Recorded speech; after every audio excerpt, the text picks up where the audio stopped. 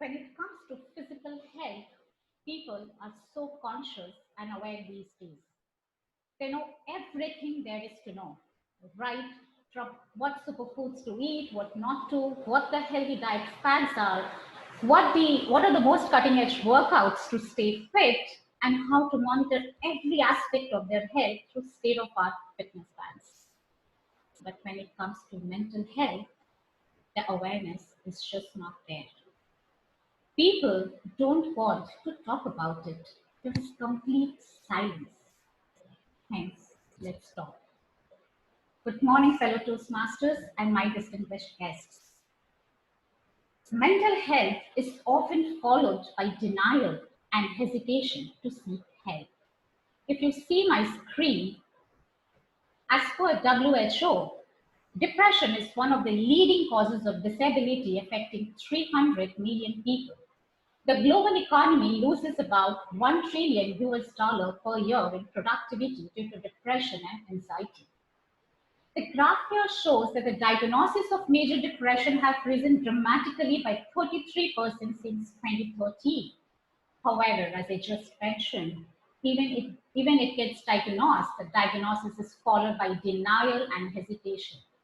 Mental health remains a taboo subject that is susceptible to age-old stigma, denial, and hesitation to seek help. WHO says women are twice as likely as men to have had a depressive episode. It also says that people, even though mental disorders can be cured and is controllable, people tend to suffer in silence and sweep their issues under the carpet. They do not go out and seek help out of fear, lack of understanding, and shame. It says depression is real illness and is treatable. Fewer than 50% of people living with depression globally receives treatment. It is important that we all come together. It's important that workshops are conducted in school, colleges, communities, corporates. It's important that we understand the red flag signs of depression. It's important that we connect people, that we hear out people, and we do not judge them when we hear them out. As per the Diagnostic and Statistical Manual of Mental Disorders, they have listed many symptoms like too many, or like too little or too much sleep or space, feeling worthless, muddled thoughts. But the most alarming one is intrusive thoughts of death or suicide. As per WHO, leading causes of death in the age group of 15 to 29 years is suicide. However, we know that in recent times, this is not the only age group that suffers through this, but there are age groups in 30s, 40s, and it does not limit to this particular age group. Hence, it's important that we understand the red flag signs, we connect them, we form groups with psychiatrists, volunteers, NGOs. It's important that we foster awareness about mental health. It's important that we foster awareness about the stigma attached to it so that we can eradicate the stigma. It's important that everyone gets involved. The digital and the real world can put people into depression.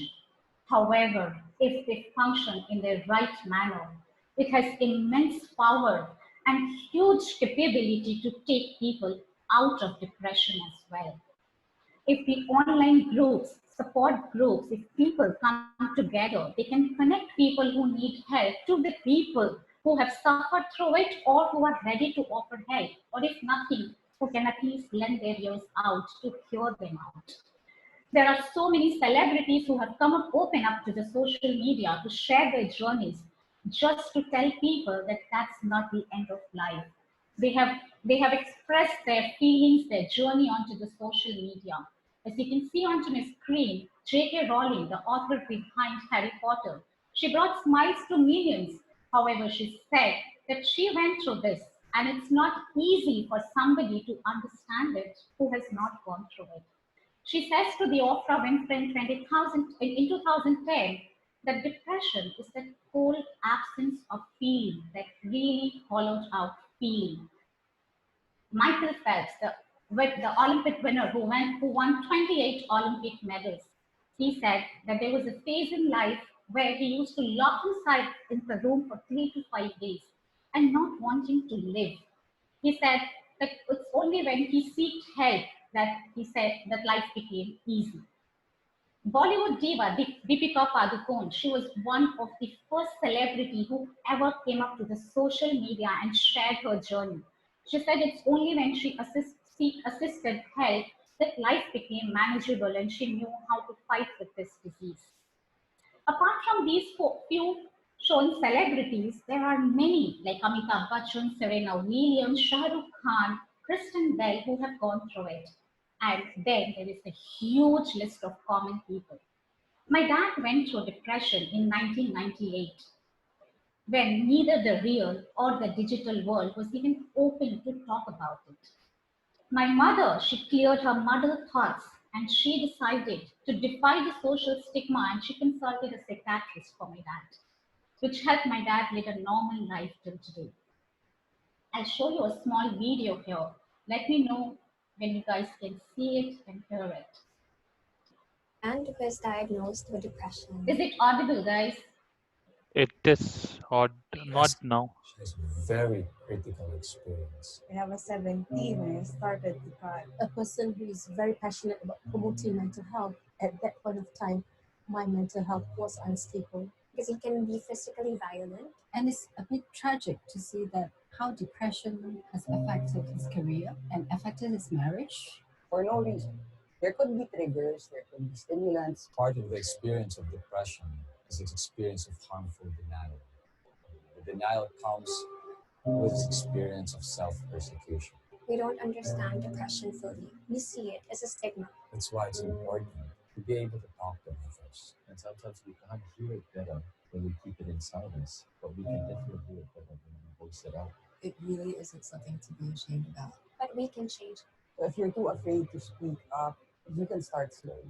If they learn about their kid having depression, they should just embrace it. I need to see this person as when they were well rather than when they are sick now. Encouraging them to talk about it and to open up. Is in itself a therapy, a form of treatment. Because there are other people out there who love you. You're ready to be more accepting. Give them a home where they're safe. I'm telling you my story to someone close to you. This might need you to listen. Do not judge, and please do not give up with them. You're not alone in this journey. Let's talk. Let's Let's talk. Talk. As we see here, that it's important that we talk. As said by Fred Ridges, that what's human is more mentionable and what's mentionable is more manageable. It's important that we foster awareness about mental health in our society, in family, in community. Let's pledge to spread the word. Let's pledge to stamp out stigma. Let's pledge to spread awareness about mental health. What mental health needs is more awareness. Don't give in to the stigma. A diagnosis does not determine what you can do or what you are worthy of. My dear Toastmasters, what mental health need? What mental health need is little more candor, little more sunlight, and lots of unashamed conversations. When you see somebody who needs help, will you say to that person, let's talk, dear TMOD, will you say so? Thank you.